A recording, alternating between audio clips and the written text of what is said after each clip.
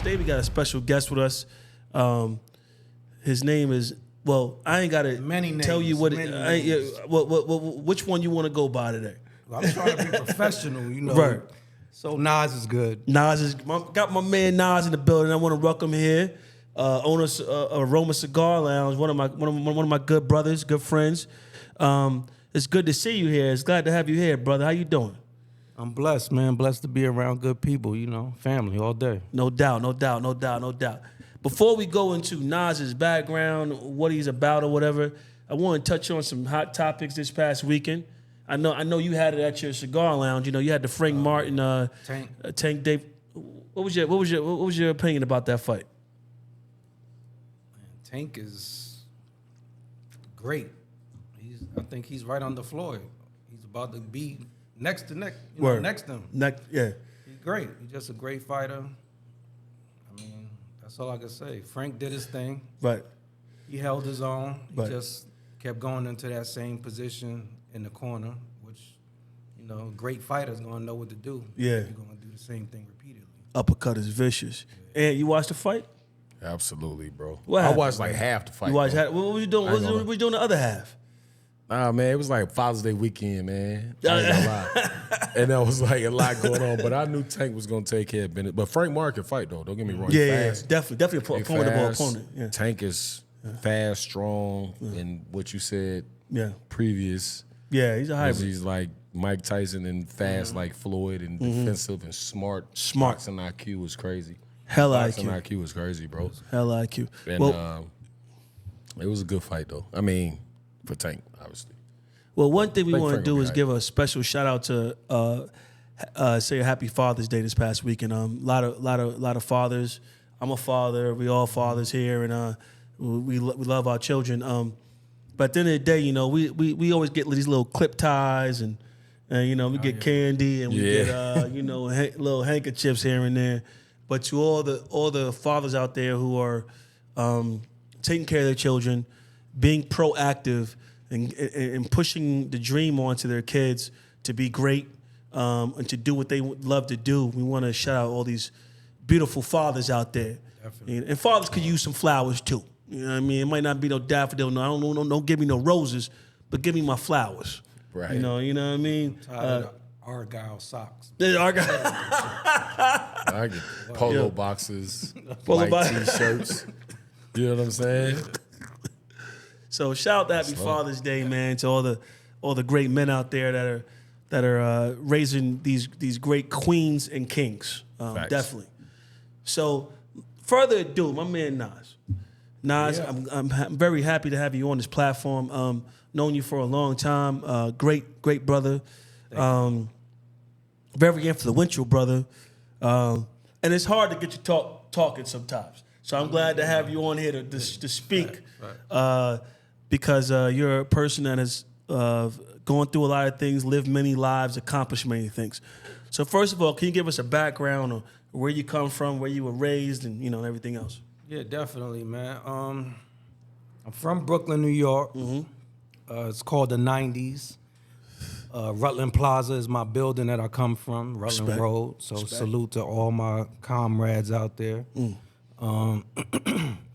So you got people that's from my neighborhood. Let's start off. MC Light, 93rd Street and Rutland and Winthrop. You got Rowdy Rebel. Shout out to from my building. Young fella. Shout out to Rowdy. From your building? Yeah, that's my little home. Yeah, that's real. Man, he running stuff right now. Yeah. 5-year-old Foreign, he from my building too. He's nice too. You know, that's the gang. But I'm the OG. You know, it's a lot of people. Omar Epps, he from my building. Juice. Word. Juice. He came out of my building. He ain't stay there long. You know, we a little rough over there. Yeah. But he was in and out the building. We used to see you, you know. We talking to Pac crazy and Juice too, and I love Pac. Yeah. Big man. Exactly. That's what's up. Tupac, you know, he was in the neighborhood because he rolled with our gangsters. So you got a Tupac story over there? Oh yeah, definitely. I need to hear that right now. Man, all right, let's Start see on the where we scene. can We start gotta hear this that. off, Let's go. Tupac story. There ain't nothing really major. One day, you know, one of the blocks I used to grind on, about by Kings Highway, Highway 93rd. I was out there with the homies. I left for a minute because I had to go to the crib for something. Right. And a big homie called me, was like, yo, you know, Tupac just pulled up. He was with one of my big homies. I ain't saying no name, but he locked up right now. Yeah, it's not say no name interview today. I love that. And he was like, yo, hurry up, get back. So I'm rushing to get back to the block. I'm like 4 blocks away. I'm running down the street. Yo, I want to see Pac. That was when Above the Rim was out. So he was in the neighborhood. So I'm running down the street, get there, and he on the corner smoking a cigarette. He ain't stay long, though. They was like, yo, you know, we got to move.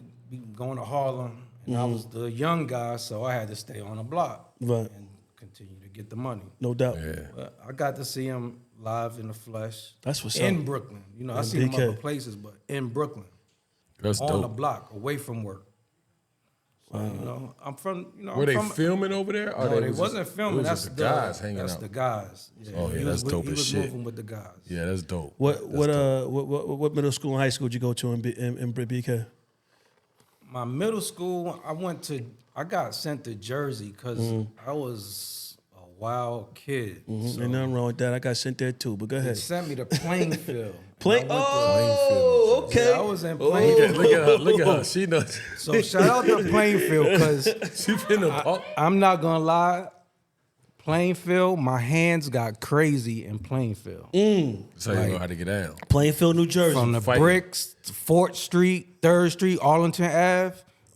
I was on every block with my family and we was putting in work. Right. So I was in all the gang crazy stuff. So I got so crazy I had to leave. Like they was like, yo, you can't be contained. Go back to New York. So my family kicked me out. I had to go back to New York, and then when I got back to New York, I was off because New Jersey a little slower than Brooklyn. Yes, it is. So I had to really turn up. And when I turned up, it was like, yo, this young guy is the guy. He's not gonna play around with you. Right. And you know, all my family loved me back. It was about 40 of us, 40 brothers. Like everybody in the block, we was real tight. Slap box, hang out, smoke. Right. And you know, from there it was just on. Like I had to get money. That was it. My family was getting money. My dad was a big time dude in Harlem, Brooklyn, and he had number spots in Brooklyn and in Harlem. So I was into that. I got to learn business at the same time. Yeah, I was wilding, but I still saw the business side of everything. You know what I'm saying? So I went from that to just trying to figure out how I'm going to feed myself. My mom's was a 9-to-5. My dad was hustling. And, you know, back then, the 80s and early 90s, it was like, that wasn't enough money. Yeah, we had nice cars and we lived good, but that was their money. Right. I wanted to be in the street, so I had to figure it out. Where I'm going to get my sneakers when I want to buy my sneakers, not ask for no money. And the big homies sat me down and, you know, that's how I got started. Let me ask you something, G, like on some real stuff, man, because, you know, your spot is a staple here in Charlotte. I'm born and raised here, bro. So, like, I see your spot. We've seen each other in passing in the past, but it's the first time, and we honored, really, you know what I mean? I'm honored to be able to learn everything about you because I lived in Jersey for a little bit when I played for the New Jersey Nets back in the day. So, like, bro, like, what was that transition like? Like, what age were you when you had moved to Jersey and then you from Brooklyn? And I know, like, Jersey and North Carolina, like, Jersey and New York is like South Carolina and North Carolina. Like, if somebody say I'm from South Carolina, I'm going to be a little offended. Right. But I never had to move to South Carolina. Right. You know what I'm saying? And it's vice versa with them. That's a great question. How was that transition? Because it was a different, I was just playing basketball. You know what I'm saying? I'm from the street, like, projects, but how was that transition for you? My transition was it was really tough for me because I was coming from a household where my dad, like, we had stores. Right. My dad was running them stores. My moms would be inside the stores helping. Right. So I really didn't have no I wasn't really in the house all day. I had my brother and my sister, so I'd be outside hanging out partying. Yeah. So the Jersey structure was really structured. My aunt, she was married. She had 4 kids, and they was Jehovah's Witnesses. So it was none of that. Oh no, that lifestyle went from 10 to -0. And it just got crazy. And I just had to fall in place and understand where I was at. Didn't want to embarrass my moms and my dad, so I had to get it together real quick. And Jersey was slower, but it was the same thing, man. It wasn't no different. It was more disciplined. I kept the structure, but the streets was the streets. Once you in school, you involved with everybody. Everybody is there. You bumping into all kind of people. Right. So I had that street still there, but when I was home, it was yes, ma'am, yes, sir, no, sir. Still structured. Still structured. Right. So, and that helped me a lot. And it helped me today where, I could deal with business correctly.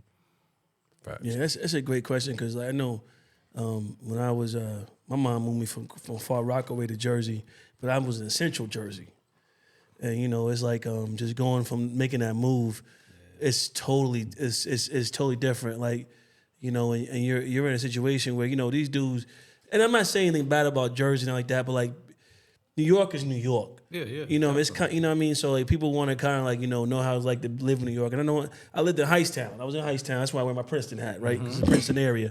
And just being out there, it's just a different atmosphere because you're not in a city atmosphere. I mean, you're in the burbs. Right. But people will still want to be aggressive. Right.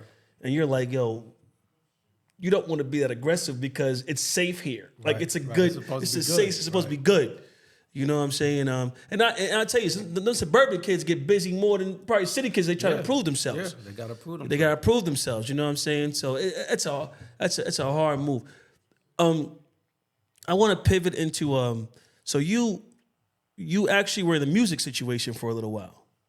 Yeah, definitely. Can you get into that? Definitely. I want people to know music, about that. So after the Jersey situation, I went back to New York, Brooklyn. I started off like really in the reggae scene in Jamaica because my mom is an immigrant from Jamaica. Okay, no doubt. And my dad is from Harlem. Well, he's from Philly, but he moved around California to Harlem. So the music scene was my dad listened to jazz music, heavy, and reggae music, and he was friends with like Jaws. It's like my godfather, which is Dizzy Gillespie. People that don't know. That's real shit. And so being in them times, music hold and on, hustling. Hold on. Yeah, he got to go back. He can't just skim over something. Hold on, wait, come pause. on. We got to go back. Can't let that go back. Hold on, say that one more time. Break that down. People understand. Break that down. People understand. Say that one more time so people understand. Break that down, bro. Yes. Yeah. So my dad was he was a dude. Like he was one of those guys. Like you named the Guy Fishers and the what's homie from that talk too much. Bonds and all of them. My dad was one of those. His name was California. So California Bob, we had the restaurant that everybody used to go to, Willie Burgers. Willie is is like my uncle basically would be. So Willie Burgers from Harlem, paid in full. Yeah. The Fox, Willie the Fox. That's Yo, you never. So we've been smoking on. You never. I don't speak too much. You don't. Only time you speak is when you calm my ass down when I'm about to get into let shit. him talk, Wow, let him talk. Right, talk. My bad. Keep saucing. Keep saucing. My he bad, ain't gonna talk. He not gonna. He the first platform. I need to hear it. My bad. So, my family in Harlem. I need to hear everything. They gonna know. Brooklyn, Harlem, they gonna be everybody. able to say that's official. So that was the family. So I used to be in there, hanging out with them, and they'd listen to jazz music, and I would just suck up as much as I could get from them. And when I left my dad's side, I would go and be at home at my mom's, but she was busy, so I'd be outside. And right across the street and right outside, we was Rude Boys. So we on the listening to the shot. We shotters basically. Shotters, yeah. And So we listening to the Dennis Browns, the Gregory Isaacs, Bob Marley's, Peter Peter Tosh. Tosh. Yep. Peter Tosh. Yep. And they're living, trying to make it out here in the streets, but at the same time, they're doing music and entertainment. That's how MC Light really started. MC Light was a person that used to be chatting. So she was in the chat. Shout out to MC Light. I didn't know that. Yeah, but she wasn't as good. Right. So she went over to hip, like she started rhyming, and that's where she got her break. Shout out to MC Light. So, that's where it came from. And from that, I just learned music. Shinehead used to come to my neighborhood. Ninja Man. Wow. I mean, if whoever it was, they was big, and my neighborhood was like pretty much running the area at the time. So I got to see that, and as I'm sitting back hustling, I'm like, yo, that's what I want to be doing. I don't want to be hustling. Right. This ain't, I'm barely making it. And then I got to watch my back.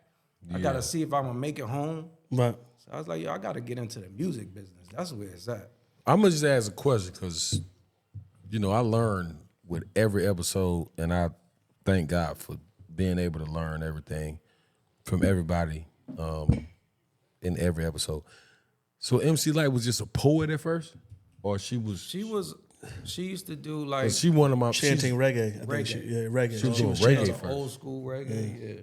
See, I ain't know that. See, We had a set. It was called Mini Mart, and there was a store that we all used to hang out at.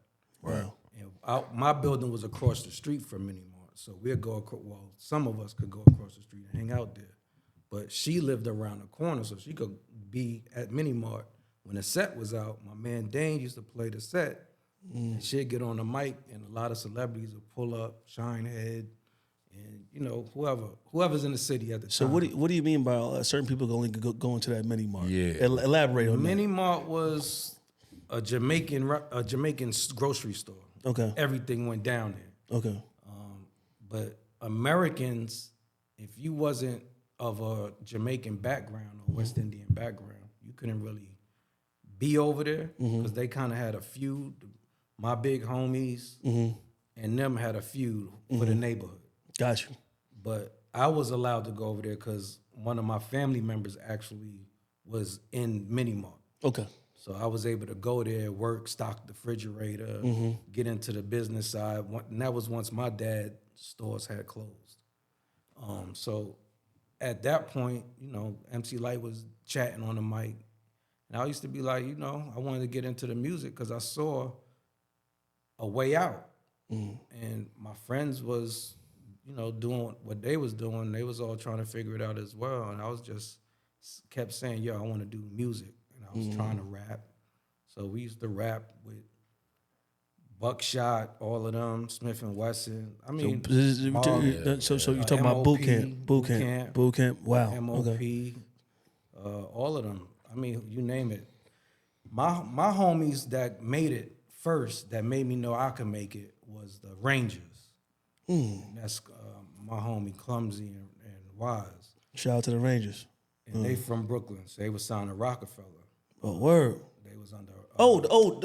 Yeah. They I know you're talking about they were on the streets. The streets is watching joint. Yeah, they was. That's my joint.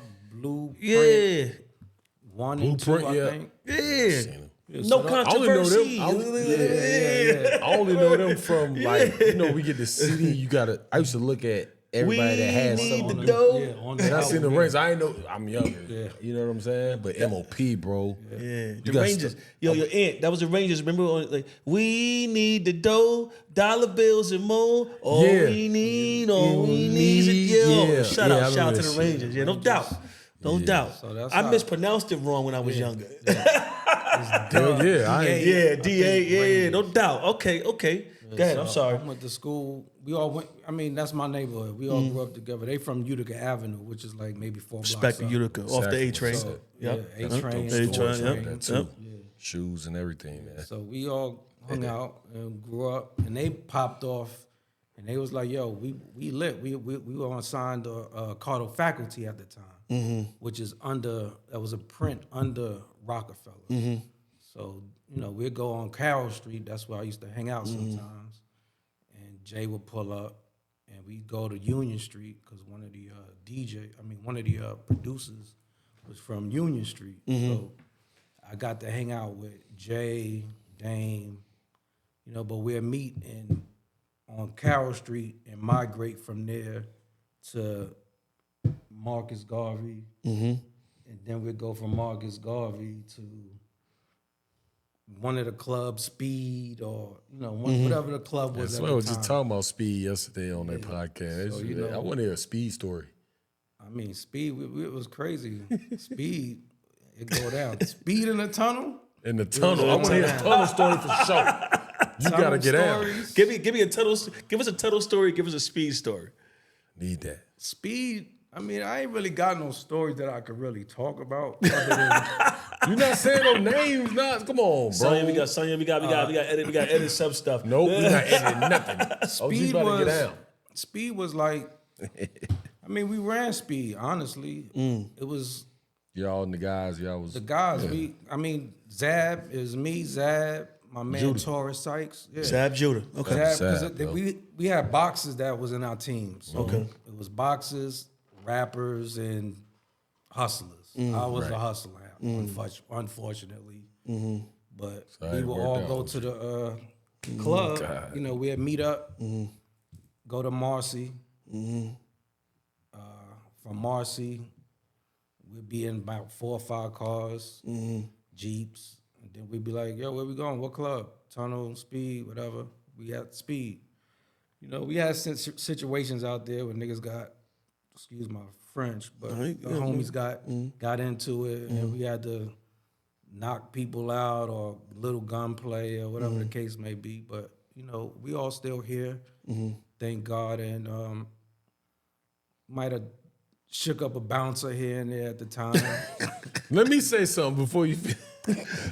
The statute of limitations is up. We're not incriminating anybody. This is years ago. This is the big homie. So no names, but it's dope to hear these stories from somebody that's right here in the city with us. No. With Charlotte on the scene. Real talk. Real talk. You know what I'm saying? Yo, Nas, what was it like? What was it like to hang out with, like, as Jay and Big, when Jay and Big pull up? What you know what I mean? Man, that was the highlight of getting off the block from hustling all day. That's dope. That was like my everything. When the homies called me and say, yo, come to Carroll Street, Jay about to pull up, I would put my pack up and sneak away. Everybody be like, yo, where you going? I'm like, I'm going up the hill. And they didn't know why I was going up the hill, but because I had to keep it quiet. And I would go up the hill to my man Runner crib, or I would go to my man, one of my other homies' crib on Carroll Street or Union Street, either one. Well, we'd meet, and Jay would pull up. He wouldn't really get out the car or nothing, but whoever's coming, get in a V. Get in one of the Vs, we out. And that was like the best thing for me, because years later, once Rangers really got on, I was able to take the Rangers music, because I wound up hustling down south. And once I got down here, they was like, yo, I record out. So I grabbed the record, and I was like, yo, I'm down south. I'm going to make it shake. We're going to go on the radio station. I know such and such. And they would play it. And one time happened to be Jay came down and heard the record on the radio and saw the spins. I was like, yo, who's got this record on the radio? Yeah. The next thing you know, he requested to see me. And my big bro, JB, brought me around through Def Jam. That's because he was running Def Jam's marketing and promotion. So he was like, yo, it's my man, Ha. He doing it. And from there, Jay met me. He was like, yo, it was on. Then I was solidified. I was able to work for Def Jam on the marketing side and put up the posters and stuff. But I was already caked up, so I was like, I'm not putting up no posters. But Yeah, but I'm gonna be. This is gonna be my way out. Yeah, Right. definitely. So I'm gonna be with y'all, but you know what it is. They gonna put up the posters, and I'm gonna use the Def Jam logo and the name, and I'm gonna do what I gotta do on my end. can I ask you And it something? worked. Not to cut, that's dope as hell, bro. Was this the time where, like, can you explain? Because, like, marketing now is different than it was then. Totally. And I'm a hip hop guy, like hip hop head. I love it. You know what I'm saying? Since Brand Nubian was my first tape. You know what I'm saying? Oh, like, shout out to Sadat. I was chilling with Sadat this weekend. Sadat. Sadat, yo, thanks for a great weekend at Raleigh. Poobah, Lord Jamar. Yeah. That was my first tape my mama bought me. Yeah. I was like 6 years old or something. I don't remember. But Digging in the crates. digging in the crates and them guys. You know what Diamond I'm saying? D, All them. DTIC, yep. Yeah, I was a baby though. I understand, but like, just so like, cause like a lot of my younger homies that rap and younger homegirls that rap, and some of them are like modern, some of them like kind of like old school, like you know what I'm saying? You know how? Yeah. Can you explain with your experience with Def Jam back then? You know, it was like street teams back then and like mixtapes and tapes and digging through the crates, like you said. Can you explain that experience versus now? And what was the benefit back then versus how they can benefit now? Because a lot of people can really rap, but they don't know how to get on, how like the experience you had with that. You know what I'm saying? Yeah, back then it was Because now they like Instagram. right. It's easier now. Yeah, but they can't rap all the time. Not all of them. But can Most you of them, break that down with that? Like we had a guerrilla market. Like we was everywhere. It was we took posters, stickers, and we was putting it everywhere on your car, on in the train station, on the walls of your building. It was just a way different situation.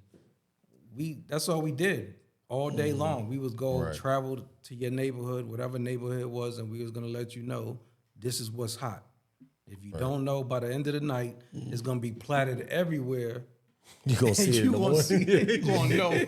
All right, let me go look at this and see what the hell this is. Yeah. So I mean, that's what we did. And back then, it was more aggressive, like because we was hustling. Yeah. It was a hustle era, a different type of hustle era. We was on the street, we was on the pavement. So we go into the club, and it ain't no line. We Def Jam or Rockefeller or Disturbing the Peace, and you know who it is. Let us in the door, and this is the music you're gonna play tonight because we here, and this is what's up. Now it's a little different. It's a more laid back. The industry changed, where it's more professional. They push those guys out, so now it's more actors. I have to ask you this. I'm a digress. I'm gonna pass it back to my brother, Rock. What's the change between everything and then? Because I came up in both. I came up here listening to Bone Thugs and Harmony, bro. Boom, boom, boom, boom, boom, boom. You know, that's that was time. official, yeah. I grew up listening to them and Wu-Tang. And then I'm like, okay, what changed with like, if you can compare, I'll give you an example. You don't have to. So like QCP and like when Eazy-E started Bone Thugs and Harmony, what's the difference with how that P movement from was? QC? You talking P about? from QC, that's the big one. And Coach K, What's the difference between their generation of the Migos? Shout out to his sister. You already Shout know. out on God. I ain't gonna say your name. Nah, but you already good. know. You'll be all right. You'll be all right. And then like Bone with Eazy-E in them, Ruthless Records. You feel me? Because I really compare them to. They're like, in terms of how they rap.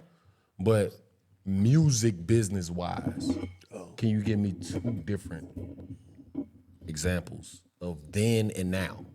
It was more gritty back then. It wasn't as much money. It wasn't. It was more. We gotta force you to cut that check. And P era is more. It's lighter because the hard work was really done already, and those people that put the work in, a lot of them got pushed out. When P era came, it was more Cash Money done already put work in. Master P put work in, so he had a little more easier. It's still, You gotta put the they work. still gotta put work in, Yeah. but it just ain't as gritty. There's more money on the table, so you ain't gotta be as gritty. But the work still gotta get put in. It's just It's a different era. different era. Like Suge Knight had to go do that crazy Right. shit. You know, Sugar's And putting I hands don't on give. Yeah, like they was on some. turning you upside down, shaking the change out your We're pocket. not saying no names though. My office hours are between. Right. That's big red. No, this is dope, man. So I ain't gonna lie. with that, you dealing with that situation. One thing I gotta ask. So like, what is your best era as far as music is concerned? Like, do you like 90s or 2000s? I feel like that was the pocket that you were in. Yeah, my best era was.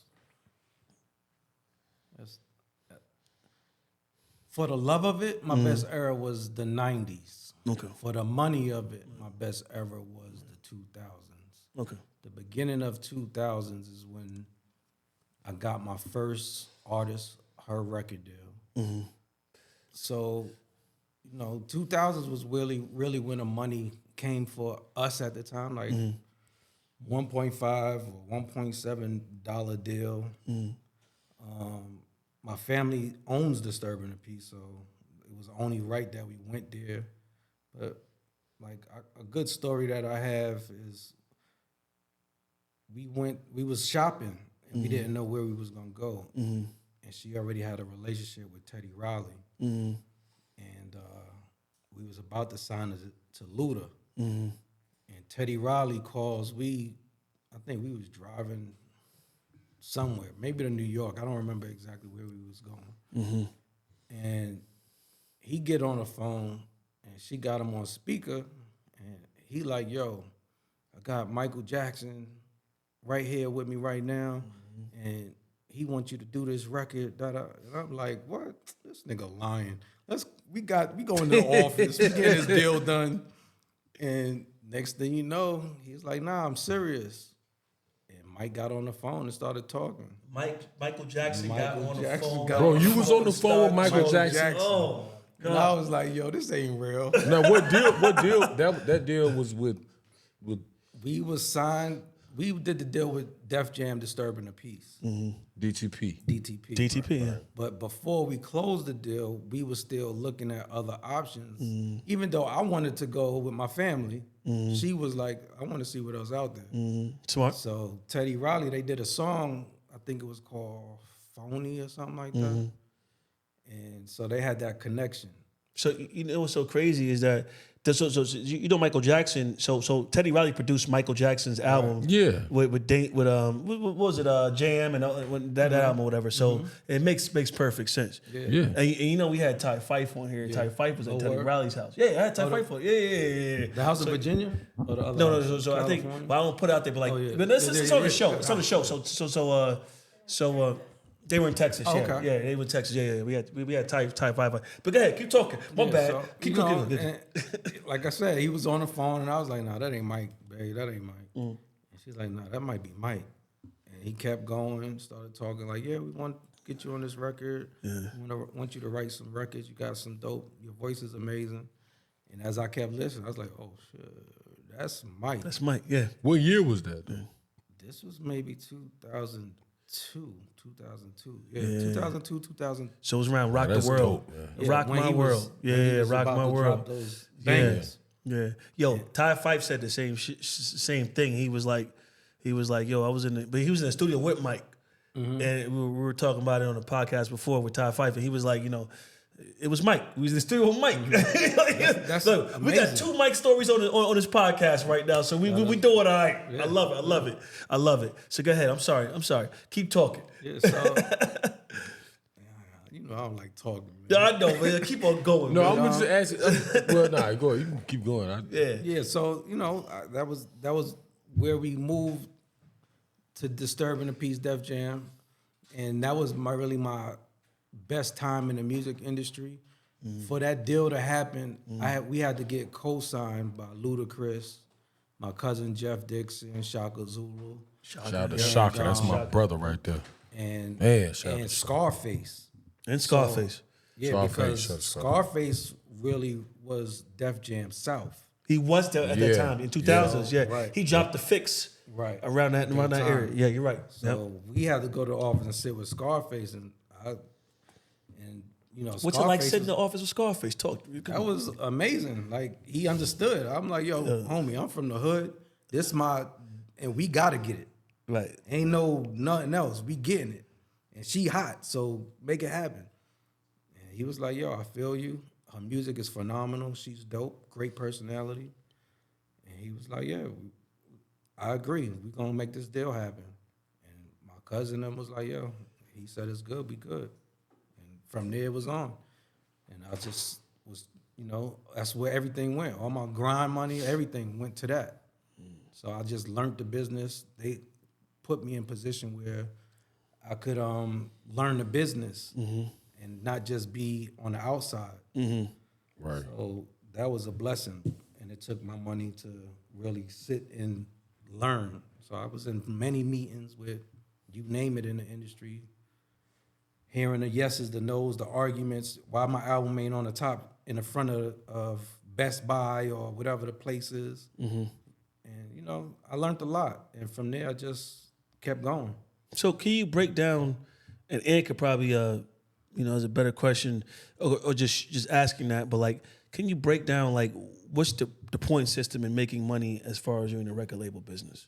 A lot of people don't understand that from versus down. I think and try to get into a little bit earlier. He said he just said, I was going to ask something else, but it's like a penny to a dollar. A penny, less than a penny. Just depends on how you negotiate your deal, really. But our deal wasn't great. I was basically like, yo, please take the deal. I need to get out the street. Yeah. Straight up. And you my avenue out the streets. And we gonna make it happen together. And you already know I got you. And that's what it was. And she heard the number that was right for her. That was right for us. And we went with it. And, her album was in the stores, everything, saying, we did it all. I mean, I did everything from dressing you to the pictures on the album to listening to the beats that was given, helping you write the records. We did everything together to make sure that it was official. It just didn't do as good as we wanted to do because, the powers that be got involved and started mixing changing records out and doing this and doing that. But it was still a great experience. We got bread. I was able to maneuver out the street. And I'm here with you guys. But back. Go ahead. You good? Go ahead, bro. No. You sure? No, you good. Yeah. All right, fine. So you were doing the record business. You transitioning out of the streets. Now I know you from having your own cigar lounge. Yeah. And your cigar lounge brings in a lot of great people, a lot of different people. What was your transition from that to being in cigars? Because you are a cigar guru, I can tell you that. Thank you. You know what I mean? And I'm very humble to have you here. But like, you are a cigar guru, and you know a lot about the sticks, and people call them sticks. So like, your journey from that to this, how did that happen? God, really, to be honest. Like, I try to tell people, like you were saying, artists that rhyme and want to be in the music industry. I was wanting to continue being in the music industry because of the relationships I had from growing up with Dame, being under Dame, being under Jay, being under Jeff and Shaka and Kevin Laz and Lior. And I wanted to stay in that pocket. But God put me in a position where I was able to see around me what was going on. And I was able to catch the blessing because I was paying attention. I wanted that music. I mean, there was so much more I wanted to do. I might still get back into it. So, if it happened, it happened. But at that moment in time, I was like, I'm in a cigar. I need to smoke a cigar. I was smoking weed. I was like, yo, I got to chill for a minute on the weed so I could really focus at the table when I'm sitting at the table doing a deal. So I said, I'm going to smoke a cigar. Next thing you know, I'm going, let me find a cigar lounge. I go to find a cigar lounge, smoking a cigar in the lounge, talking to people. Now I'm like, yo, you know what? I'm pretty much like every person that put that first cigar in their hand. They're like, yo, I could do this. Yeah. I'm gonna open a cigar lounge, or I'm gonna do something. I'm gonna make a cigar. So at that point, I'm like, shit, the music shit got me stressed out. I'm in a cigar lounge, smoking, trying to figure it out. And I'm like, you know what? Maybe I need to be doing something different. Let me get into the cigars, talk to people, see what's up. And I saw the avenue was wide open. At that time, it was open. There was no swag. They really wasn't popping. It wasn't young people into it. It was more or less like older people going out telling they back in the day stories. And I love cigar spots now. So it was. It is what it is. I'll be over there tomorrow. Don't worry about it. I'll be over there tomorrow. Don't worry about it. And you know they getting their last dress up, going to the cigar lounge. So you know, old suit on that. I was like, let me bring some flavor to this because it's flavorless. Spice it up a little bit. So and you definitely did, brother. And I just said, you know, let me and also it was to prove to myself that I wasn't just doing it. I wasn't just in the music side and got a quick lick. You know what I'm saying? Because a lot of people thought that's what it was. So I wanted to prove to my family, like, yo, homies, I'm always disturbing the peace. I'm always Def Jam. That's no given, but I'm going to do this. And it worked.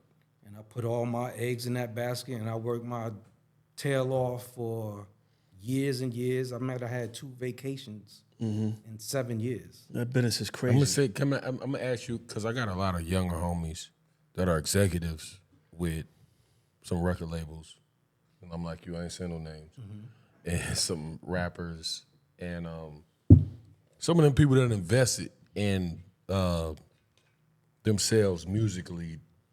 Some of them older than me ain't worked out. Some of them younger than me ain't worked out, but. Can I ask you just my last question for you? No, ain't no last question. You got more questions, Ant, but keep on going, though. You got questions, Ant.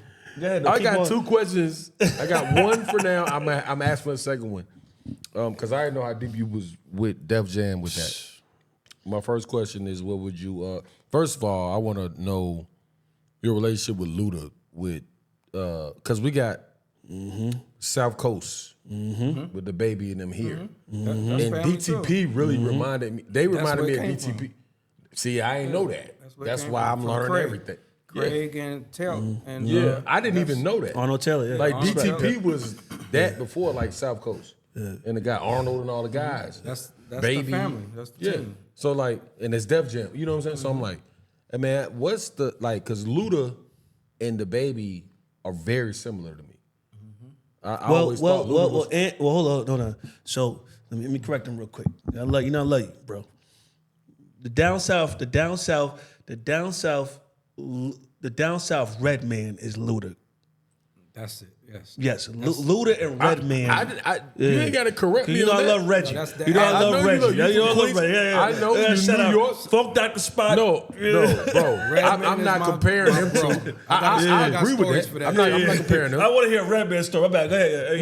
No, he gonna give you. You know I love Reggie. My bad. Yeah, it's all good, bro. I'm just saying, like, when he was talking, I was like, you know, South Coast and Def Jam and Luda and the baby are really alike. Yeah. They both can really rap their ass off. Right. You know what I'm saying? They both like articulate rappers, but they could be ignorant as at the same time, yeah. It can out-feature anybody.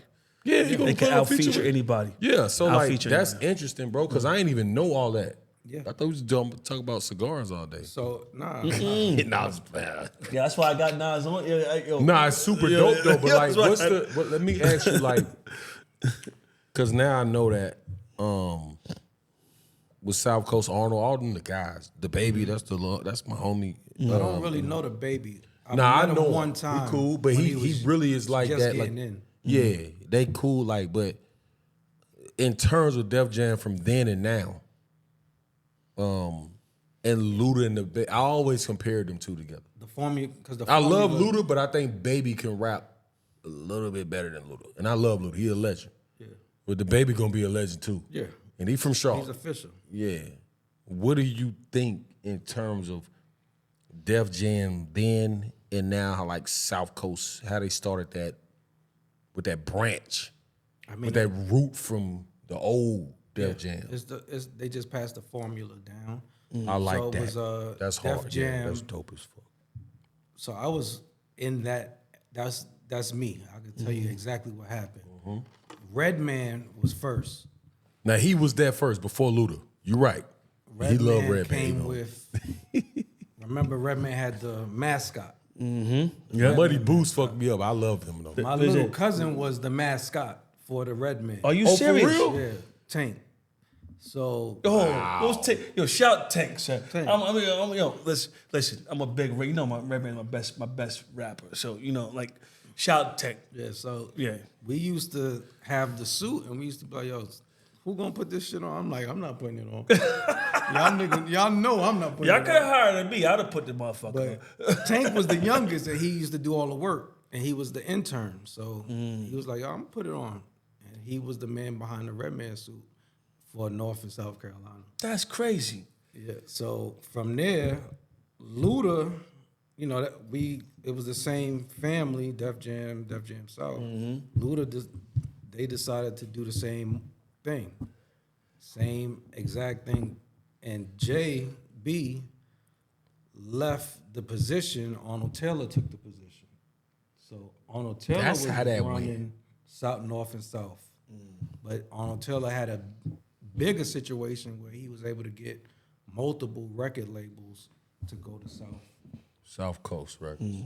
And from that point, them my peoples over there too. They knew the formula, and they just took the formula, implemented it into Baby. Baby was perfect. He dope rapper. He got the swag.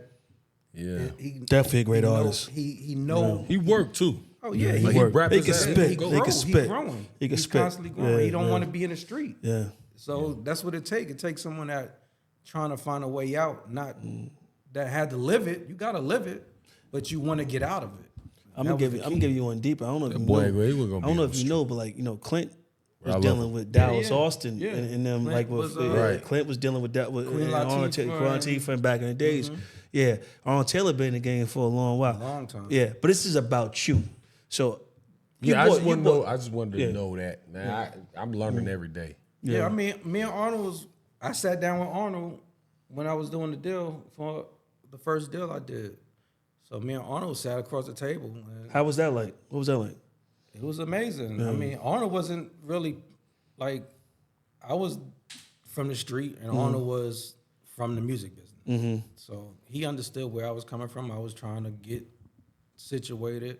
I was like, yo, bro, you got the position now. Keep me in the situation. And it just happened to be that I had a deal on the table at the same time. And I was like, it just didn't fit. The timing was off. So we went and moved to Disturbing the Peace. What does that mean when the timing is off for a deal? What does that mean?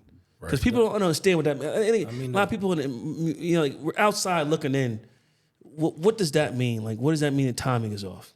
The timing was basic. I mean, it's just it could be the right people in place. The money's not there, or the right people in place, and it just doesn't fit for, to be under whatever artists are in that bag has to come out first. Okay. So you don't want to be sitting. Our situation was we had a deal already. He was already a part of the label that we was already a part of. But I was trying to get solidified and have another position under him in the marketing and promotion side because my man left out. Right. So it didn't happen because I had to be on the road, spending bread, making sure she was good. So it wasn't able to happen. And I'm kind of glad it didn't happen because I got to learn so much more being next to Jeff and Shaka every day. Shout out to Shaka and Jeff. Everybody's doing good. Taylor doing good. Everybody doing good. Everybody, all them. Everybody. So now you have Aroma Cigar Lounge, and when I walk in there, what was your vision behind it? Because I see a lot of hip hop influences in your cigar lounge, and I look at it as like, you said earlier, your piece was smoking cigars, but you still have the world around you. Right. Can you explain that to me? I just wanted to pay homage to the different parts of my life, being with Jay, learning stuff from him, and watching him. Luda, being under him, learning from him, and then I got Beyonce on there because she was a part of Jay's life. And when he going crazy Jay right now. Jay did a mixtape for her, not for Beyonce, but for my artist at the time. Oh, word. And Beyonce was the one that co-signed it. Oh, wow. It's like, yo, this is dope. She's dope. And so I remember that conversation, and I was like, yo, it makes sense. Put her on the wall. She dope. She a legend. Why not put on it? She's connected. No, you're a legend too. You a legend, bro. I didn't even know all this, bro. I seen you, been around. You been in the city. I mean, I try to stay low key, bro. Actually, that's what we're supposed to do, bro. I love that. Hey, bro, let me ask you something. Like, because I like a lot of younger rappers and entertainers and singers ask me. I'm just asking one more question, bro. I got a lot more questions. Answer all your questions. Nas is here, bro. All right. We got no, I'm gonna ask you, bro. Like, I got two, but you work with some real solid people. I want to ask you the main thing. I want to ask, because people ask me to be like they A&R because I listen to music. And I love hip hop. I love R&B. I'm a musical person. I was like, I can't get you no deal, bro. You know what I'm saying? I don't know how to do that. I'm not finna even. I can't manage you musically. You know what I'm saying? So like, somebody would ask you is in terms of artist development, because you came up in that era where it was really development, and now it's like, if you got 100 followers, if you got 500,000 followers, then we'll just sign you. We don't even need to develop you. Right. And they don't know nothing about being a real artist. Correct. You just got a song that's going crazy, and then everything else is viral things that happen on the internet. And maybe you make another hit. But back then, they really developed the guys. Right. You know what I'm saying? And I see that in sports. I ain't trying to take it to sports or nothing, but like now the NBA is going to like Oklahoma City Thunder, San Antonio's where like we drafting young, developing young. Now we in the Western Conference Finals or the Eastern Conference Finals. Right. They just won. The Boston Celtics, they did that like that. Yeah, shout out my man. So they just won the finals. Like, that's what everything's kind of going back to. What's your opinion on that in music? You get people and develop them, or is it just like, I'm gonna make $100 million off them. I don't care if they have another hit after this. Because that's what a lot of people do. And we seeing it. You know. I think the music business needs to keep development. That was a part of what I did, and it's key. It's just like with artist development, artists play a key part to society because their music is being put out there to the suburbs, the ghetto. It's out there. Right. So without artist development, you hurt society if they're just putting whatever out. Right. You see what I'm saying? So artist development is definitely key. It's needed. It needs to be brought artists back. and repertoire. That's right. Artists and repertoire. Yep. And I mean, I would love to get back into that area. You know, Kevin Louse, 300. Kevin, get back. Yeah. Yo, DTP. yo. Let's get back shaking. Come on now. And artist Talk your development shit. is You key. the OG. Def Jam, it's definitely needed. The older artists, I think they have artist development due to the life that they live, and they're older. But the younger guys and women, young women, they definitely need it.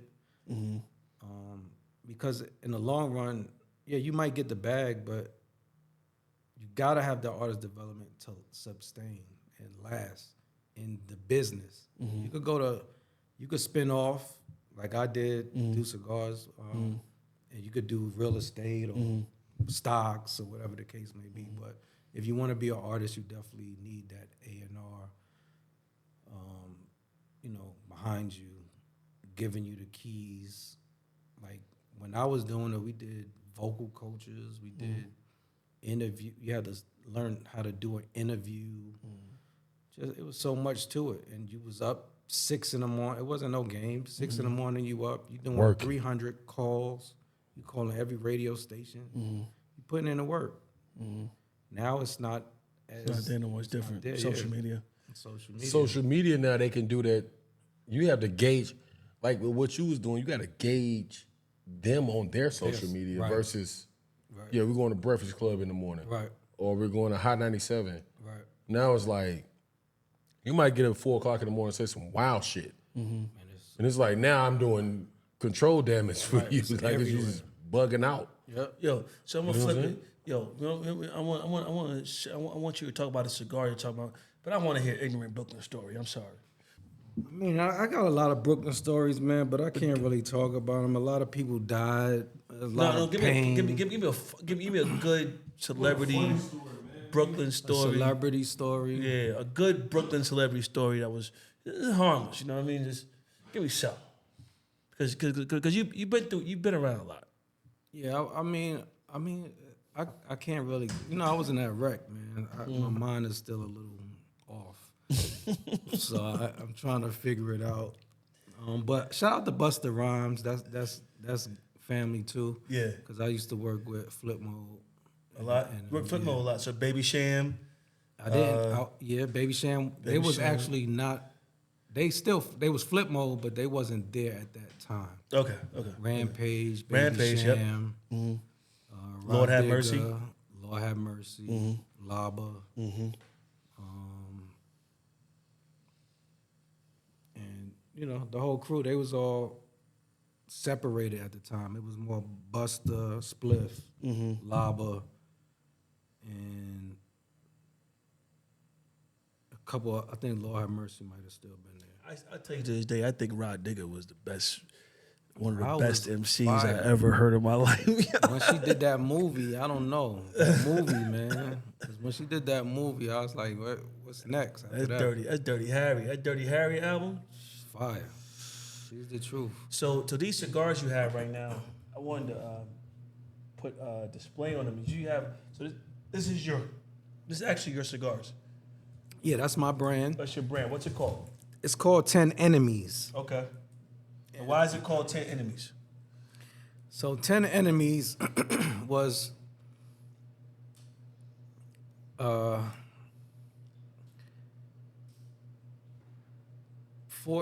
basically 10 Enemies is 10 different things that can stop an individual from being successful to themselves. Oh, word. Okay. So the 10 enemies, at first it was, 10 enemies. But as I sat and really broke it down, I was like, yo, you got the 7 sins, the 7 Deadly Sins. Yeah, the karate joint. Yeah. No doubt. you got so I was like, yo, 10 different things that really can damage you. You got jealousy, hate, envy, laziness, it's different things for each person. So Right. the whole idea of it was to put it into a cigar, name it 10 enemies, and smoke it away. So what? So what kind of rap is this? Because I know my sticks. What kind of rap? Is this Maduro or? Yeah, it's a Habano wrapper. It's a Habano rapper. Okay. Yeah, it's Nicaraguan, Dominican, and Peruvian tobacco. Nice. It's a Sumatra binder. And I can keep this, right? I can keep 10. You got 10. You got 10. 10 10 enemies. Smoke their asses up. My God. So with this cigar, it's a Nicaraguan wrap. Great choice. 'Cause I love the box Nicaraguan wraps. And the name is awesome as well.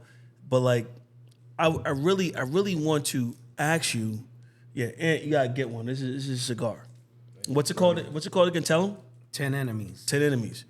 And 10 enemies. 10 Enemies. Yeah. Definitely gotta smoke this at the house. Yeah. Yeah. Thank you, brother. But like, my thing with you is like, I've met you. You've always been calm, always been chill, always been quiet. And these experiences that I'm talking to you in this podcast, you have so many world experiences, and you're the epitome of a person that doesn't brag about what they've done. You know what I mean? Like, you are the epitome of that. And I'm just blessed to have you on this platform and blessed to have you here. And I want to say one thing though. Those flaws in Aroma, we had them in secret first. Yeah, you did. I ain't gonna lie. You got me. You got me. We had them in secret first. You had the rug. You had the rug. And I saw the rug. I was like, yo, bro, I need that. You said, go ahead. So you gave me permission. So I put the logo on the floor. Brother, you've accomplished so much in life.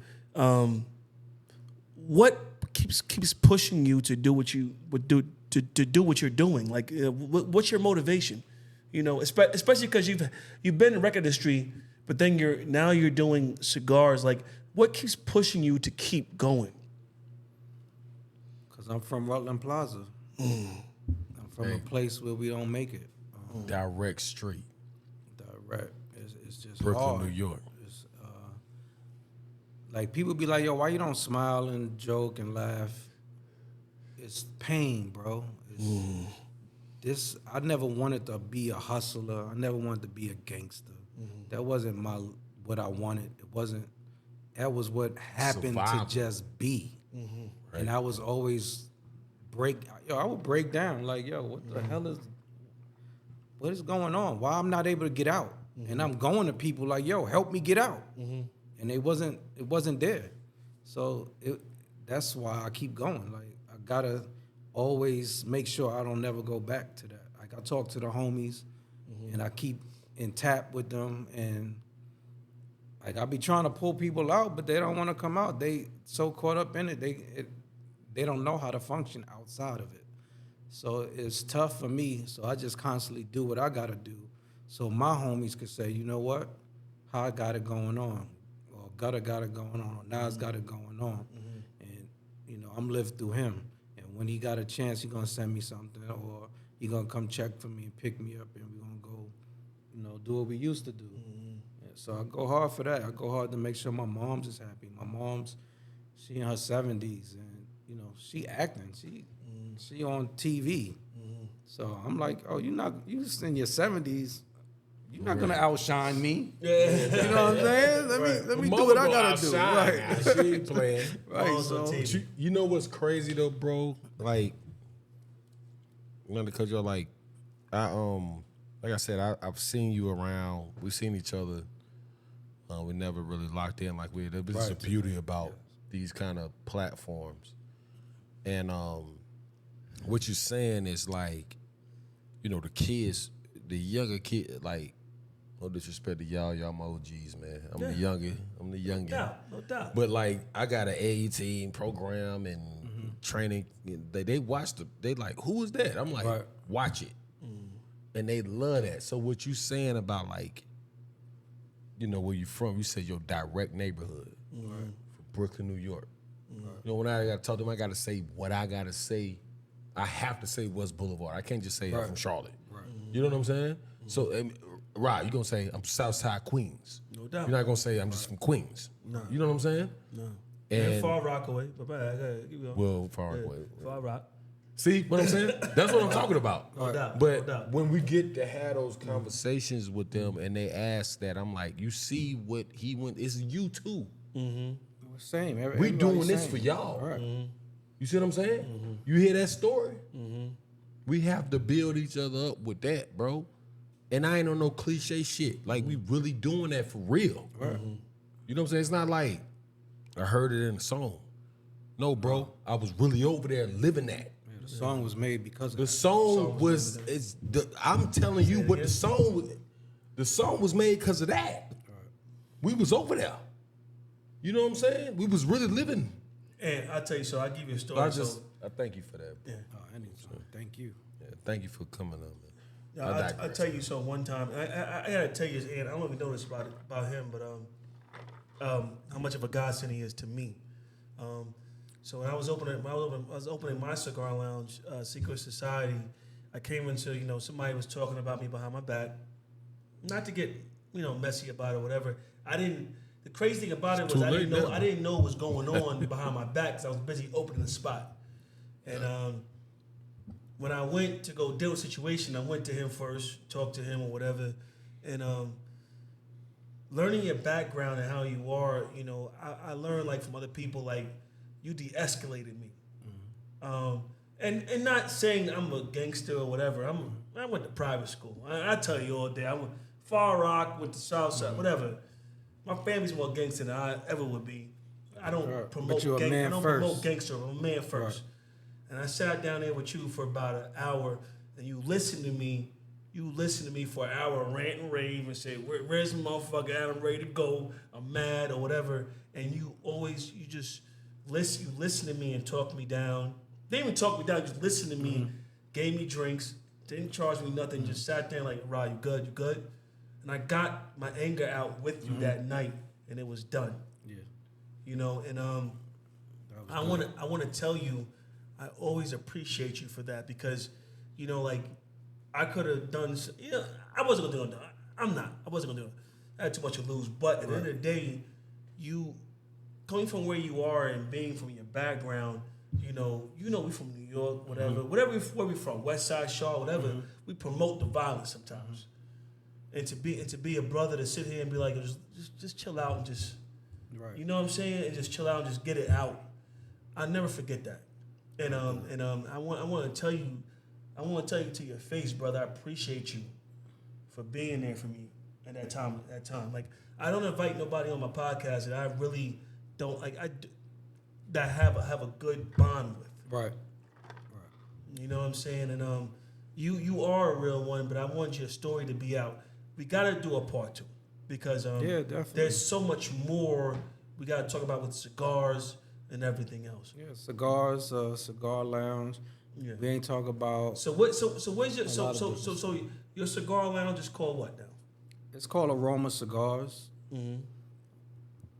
It's in Charlotte, East Side. Monroe Road. Monroe Road. It's the only cigar lounge everybody goes to. On that side, yeah. Yes. I just left from over there to get my haircut too, man. My grandma knew. You gotta pull up. Light one up. I told him come over there tomorrow. I'm pulling up tomorrow. And the humidor is crazy. Yeah, we got a walk-in humidor. We probably one of the only lounges still around that have a walk-in humidor in the city. Might be one or two. Bring I fuck that shit up though. We'll be over there, bro. Sticks and go. Right. We talk about shit. And then also you have a great selection of liquor. You have everything from Oban on down. Yeah, try to carry all the different scotches, whiskeys, bourbons, cognacs. I try to carry different stuff that people don't get to see at the average lounge or club, like the Obans, the Widow Janes, the Blue Runs. Shout out to my homie who owns that. I try to also carry black owned as well. I try to keep us in the midst. What about the bands? Oh, I do live bands on Friday. Crazy. It'd be Jazz. crazy. Or just whatever. R&B, go, just whatever it is. Man, don't make me put a suit on the DJs on Thursdays and Saturdays. DJ Shogun. I'll keep him around. DJ Half. Shout to Shogun. I just try to keep people making money, man. If I can make you make money, then hopefully, God willing, I'm gonna make money. And that's what I try to. That's how I live my life. Try to help other people, and hopefully that blessing comes back to me. And like you were saying, I want to say something because you were saying about how we de-escalated the situation, and that's what we got to do as men and young men nowadays. Is instead of trying to send our mans over the top and then they locked up in a jail cell and now they don't know what to do and their life is gone over a rep. You can't. I don't remember a a time when you could cash in that rep at the bank and get some bread. On or life, take bro. care of That's a somebody's jewel right family. there. Talk to him. We gonna Talk clip to him. that. Talk to him. Talk We to gonna him. clip that. Yeah, you That's really- real. Huh? You really gotta de-escalate. If you want life, I mean, you want to live and you want to be successful in whatever direction you want. For you and your friends, de-escalate. You know, somebody step on your shoe, pardon me, homie. You know, and if he don't pardon you, you know, You got it, break homie. it. Yeah, you got it. homie. It ain't that serious. Yeah. It's nobody died, and homies get shot every day. You know, that's nothing. But ain't nobody died. Ain't nobody. So, squabble. right. Can y'all get back to Get that squabbling? right. Can y'all listen to Big Homie? Right. Can y'all get back to just fighting? Right. That's what Everybody we was doing. wake up, everybody go home. We would go to every neighborhood. I don't care what neighborhood it was in Brooklyn. We was pulling up and we was shooting Y'all used to fives. fight. I know that. I got cousins that's your age from We would Brooklyn shoot the five. and Harlem. And then if it got crazy, yeah, it would go there. But If it's a district, if it's a misunderstanding, right, that's easy. we not resolve going. It's hard to get them boys off that, man. That's why that's a great point, bro. I mean, I would tell you from me to you and Aunt, you are like a very soothing soul for me. You're a good brother, 100%. I want to ask you a question. I want to segue, and you get on this or whatever. I want to segue off some real. So I ask you some versus questions. And if you bullshit, you know. what we gonna do? We're gonna do anyway. Shout out my homies. Nori, you know what up. Shout out to the Nori. I used to run with Nori too. Def Jam family. Word. Yeah, we ran together. Al Capone was Penalty locked up. Records. No, we was on Def Jam. Y'all was on Def Jam together. Oh, so this is after Penalty. This is when he went to Def Jam. Tommy Boy. It's Tommy Boy first. When he was doing the joints with Pharrell. Yeah.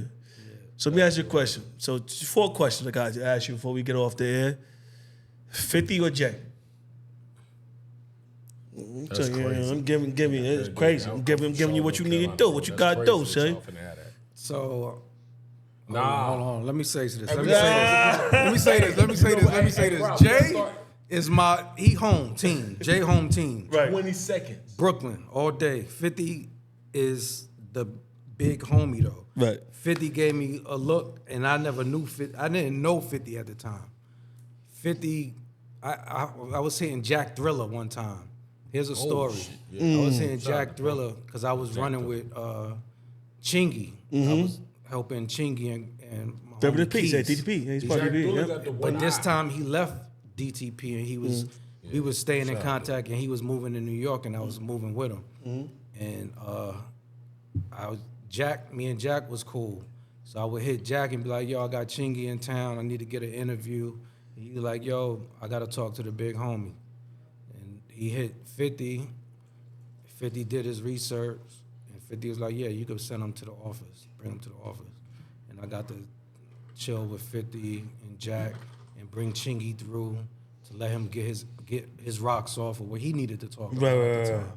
So 50 salute and Mike Lighty, Dave Lighty, Mike Lighty, Chris Lighty, yeah. that's my bros, that's family. Mike Jonathan Lighty, Lighty. Mike Lighty, shout out Mike Lighty shitted my demo down, but I don't talk about that. That's another story. It's never story. But that's the family. I told you So send me your demo. yo, we gotta talk about that.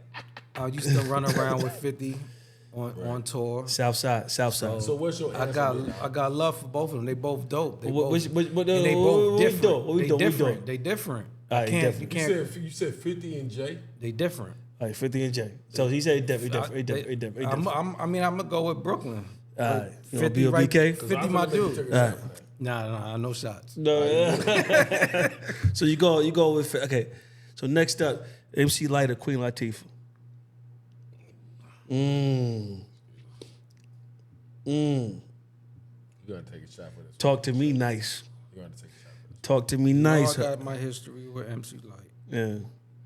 We just had a whole Queen MC Latifah she done so much for hip hop as well. That's original Violators crew. And Queen Latifah just had my mom's on her TV show. So I'm gonna go with Queen Latifah. Going Queen. I love it. I love light, but All right, you know, Go crazy. Queen. You went. Well, I can't. Okay, it's love. It's love. It's love. I love. Nah, That's love. that's a tough one. that's a tough. That's one. tough. I That's didn't tough. make really these can't questions. say tough. This yeah. is Rashawn. Like light. This is Rod. I ain't had nothing to do with this. Light is the truth. Like it's true. And you want to get your own projects. She got a Yo, song yo. called "Kick This One for the '90s." Yo, kid, this one, but listen though, Queen Latifah when she dropped UNITUI, Yeah, the that game was it, changed. yeah. The game changed. Queen I remember- Latifah, my mama. I always used to tell people like, I know my mama older, but I was like, Queen Latifah looked like my mom. She was different. She looked just like my mama back in Queen the day. Latifah. I'm gonna tell you a little quick story. Queen Go ahead, Latifah, let's I used talk. to have Oh, I need that. I used to have Cook. a weed spot in Harlem Right. with my family. Statute of limitations up. Go Statute of ahead. limitations. Limitations over. It was on 125th and Morningside. Oh, Morningside. My stepfather got a. My bad. My stepfather got a house over there. Yeah, Harlem. Cook. I know where you at. I know where you at. Know where you at. Know where you at. Go That's ahead. right there. 25th and 99th and 3rd. That's right there by Just over there the, in by the the, juice by the spot. projects. I love them. Cook, go Projects ahead. over there. Yep. We used to have a chocolate tie. We was like the only people that had chocolate tie. Now hold on. I ain't got nothing to do with them old. For all you young Hey, cats 24, out there, 24. if you ever 24, if you know ever what time it if you is. ever smoke chocolate tie, Amazing. if you ever smoke chocolate tie, it was black smoke. Yeah. When you take it in, you blow it out. Yeah. That was the Wu-Tang era 93, 94. So for all you cats who don't know, y'all been smoking, I don't know what y'all smoking, but I know the last great thing was haze. Right. We used to smoke the haze. You know what I mean? Shout out my homies from over there. It's before, but this claim is before I graduated for college, and I got a job now, and I'm corporate, so I don't. But like back in the days, Great, bro. yeah, great. Back in the days, chocolate tie was the So go ahead, talk to me. Chocolate tie was it. So we used to have a spot. It was a grocery, little bodega. You get your sandwich, whatever. Right. And I think at the time, Diddy. Well, at the time that was Puff. Right. Puff and Total was shooting a video. So hold on. Queen Why Latifah you say it was Diddy with a Puff? That was Puff at the time. Okay, all right, guys, go ahead. And Shit, you know, weird he- right now. You know that. and Let's just start out. Queen Latifah, I can't really talk about what was going on, but she was there with Total. No. Yeah. And she came to the store and had to get some bud. And I asked when first time I ever met Queen Latifah. She came and got some bud, and I was like, oh, it's crazy. Latifah? She was like, yeah, I heard y'all got the tie. Y'all got and she showed us the bag with the kisses on it. She's like, oh, yeah, that's us. I We love shop- her so much, man. She was How so was Queen efficient. Latifah, bro? Like on some chill, like we just vibing. She was Cause very. I always be like, my mama like. She used to say that too. Everybody used to say my mama like Queen Latifah, bro. When she was young, She was. I dope. was love young. her, I was bro. She Living real single. real loving spirit. Word. It was a girl that was working there that rhymed at the time, and Rebecca. She saw her. She was like, "Oh my God, this Queen Latifah." She broke down crying, and Queen was like, "Yo, I just want to get my weed and go, but get on my shoulder." And she was like, "It's all love, baby girl." And it was. Bro, we got It was love. definitely get a part two, bro. It was love. She was dope. All right, so next question. I keep moving. Go a house. I think I know what he gonna say, but I That's was gonna tough, listen to him. man. I'm a house. I knew From it. New Jersey. I fucking knew it. He from Jersey. That's why I asked you. You know, Playfield man, the building. Jersey. Nah, he gonna go there. I took that house from New Jersey when I was in Plainfield, but I'm making money with The go-go. bringing the Go-Go supporting acts. the go-go acts. So let me ask you a question. I'm giving you a two-part question on that. What's better, Baltimore house or go-go house? Baltimore house. Yes. or Y'all don't know DC? about go. Y'all Come on, don't DC know. or Y'all no. Y'all listen. Y'all listen. The house, the two greatest house music situations is New Jersey and Baltimore. You ain't gonna K put Swift. DC in there? K Swift is no. DC is go-go. DC is You go-go. said DC Go-Go is and go-go. Right. Two house musics. Because, because Jersey is follow me, Right. follow me, yeah. Cuz, go ahead. Nah, Who made the percolator? Time for the percolator. It's just time for the percolator. She don't want to get involved. It's time for the percolator. She knows she need to get involved. What's the next question? So, Liga Provadas or Romeo and Juliet's? I ain't got no dog in that fight. I don't know what y'all talking about. It's cigars. Oh, my name. Romeo Juliet would be a Cuban Romeo Juliet for me. Right. But over Liga number 9? Yeah, if it's Cuban. But if it's Romeo Juliet from the States, then I would go with Liga. I would go with a Liga 9 or T52. T52, number 9. Or the Rat. Or the Fat Rat. Yeah, or the Ratzilla. Yeah, Ratzilla, yeah. Hold up, I got one more thing I want to say. Shout out to Redman. Go ahead. Yeah, no doubt. Because Redman, I went through the same situation like with Queen Latifah with Redman. Dude, this is gonna win because that's my best rapper. Word? Yeah, so go ahead. That's my guy. Redman. You talk about Redman 3 times a week, bro. He, we don't talk about it. Let's get out. He used to come to one of our spots we used to have too on 126 Brooklyn. in Harlem. I got money in Harlem Ready to and go to Brooklyn, Branson. but Ready to go to Branson. Yeah. right. So when Branson was out, he would come see us, or if Branson wasn't open, he would come see us. Yeah. So he'd come in. We used to have a record store, and he used to come there and just buy whatever you got. Just give it to me. It'd be like 100 bags of chocolate tie. He'd take it and go back to Jersey. But Look, Wu-Tang used to talk about the chocolate shit. Mm-hmm. And with Red, it was more like, yo, I'm gonna get this chronic. And he used to give me a bag or two because I was really just there, learning the game and running the store until I got to the other side on Morningside. But he had come through, and from there, that's once I got in the music business. I was like, yo, Red, you used to buy work from me? What? He's like, where? I told him the street, the store. He was like, oh, shit, Dread. And from there, he was like, yo, we rolling. Right. So we would I'd go to the South Park Mall with him or wherever we at in town. He the first one to put me on to the Mueller watch. Word. Yeah, because he bought one right then and there. I was like, oh, that's dope. Okay, I'm still in Rolex, but okay. You know what's so crazy is like all the celebrities I've done in Charlotte, I came close to doing Redman and Stats, this close, and it got dwindled. But like, I love like Reggie is like my favorite artist. I'm gonna run into him one day. He's doing great work right now too. He's doing the cannabis. Yep. My partner, Antoine got a picture with him and we went on the States and yeah. They doing he shot me that. He's living a healthy life, clean life right now. Yeah, he still smoke here and there, but I like the old Scully. I like the old Scully hat, Reggie with the tissue out on his nose. Yeah. Roll a blunt. Let me teach you how to roll a blunt. That's when he was. He still is great though. But so we're gonna wrap this up. I want to say, for me and Ant, you could dwindle in when I'm done. You do your thing, brother. It's a pleasure to have you on this platform. I've learned so much more about you, and I've been hanging around you for years. Right. But thank you for coming here and being on this platform and sharing your experiences. We gotta do a part 2. Yeah, because there was not enough to. We didn't go in like we supposed to. I got more. Yeah, I ain't talk about Mary Blige, Jay Blige, my family, Latanya Blige. Shout out to y'all, Brucey. But brother, I love you so much. Same here, bro. And I'm gonna be, you saw me dancing the EDM at your spot last weekend, and it was like a go-go band. And I'm like this. Hey, look, I was doing this. Look, I'm gonna let you close, of course. Yeah, I want to get broke. Tell you something, man.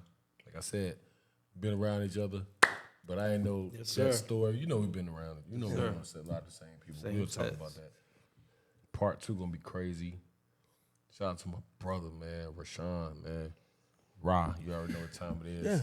I mean, you put me on a lot of game. That's why I'm like, I always gonna take notes. Like, it's a lot of shit. I'm born and raised here, but I'm younger. You know what I'm saying? So like, I love that. Yeah, but you part of the culture. Them, I'm older. Yeah. So I'm like, y'all gotta watch this shit. Like, look at what's going on. Yeah. And they're like, man, he knew woo that. They not gonna even know. Like, they gonna be, man, cuz I be seeing him. Yeah, that's what they're gonna You say. low key though. Yeah, very I'm low key. Rod low key. Yeah. On the good way. I want confetti out. I ain't gonna lie, son. Bow, bow, bow. I'm Southside. I ain't gonna lie, son. I'm wild. I'm wild. Man, I'm Like, West Boulevard. You know No, I wanna end with this though. I love you. I wanna say one thing before on this episode we have to. I want to acknowledge something. Rest in peace to Jerry West, man. The logo of the basketball. Yes. Oh, yeah. Yes. Played 10 years in the NBA, bro. Yes. I still got that shit in my house, and I have to say that. And Bill Russell. Bill Russell always. I just want to say that and just put that out there. Anything we do in the future, bro, I love this shit. We do this shit for the culture, bro. It's so dope. Yes. I know cuz don't want me cussing like this, but I'm sorry. I don't care. Do your thing, baby. Yeah, man. You're my cousin, man. You know? Love. But I thank you for this, man. Because Thank you for having me. you ain't understand, bro. I ain't know. We got to do another. I learned so much shit about you, bro. I've been seeing you since I was like really young. Yeah. You been in Charlotte. V-Lounge, See you, man. V-Live, all that.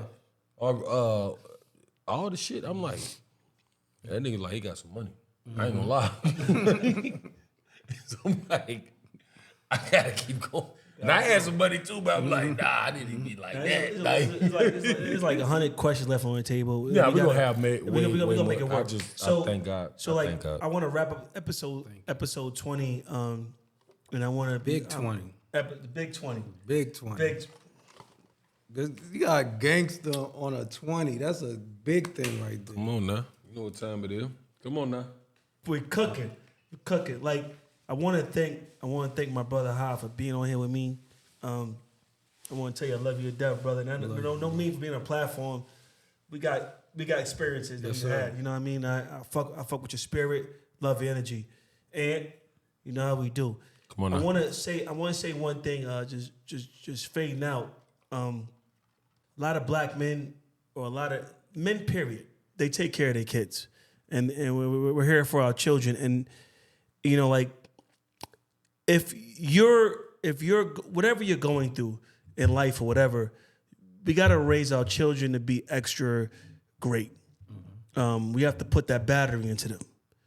It's important because our offspring are our future. All these brothers are here doing that, and I just want to give a special shout out to all the strong men out there that are keeping vigilant, doing well, and loving their children and giving their children a great experience in life.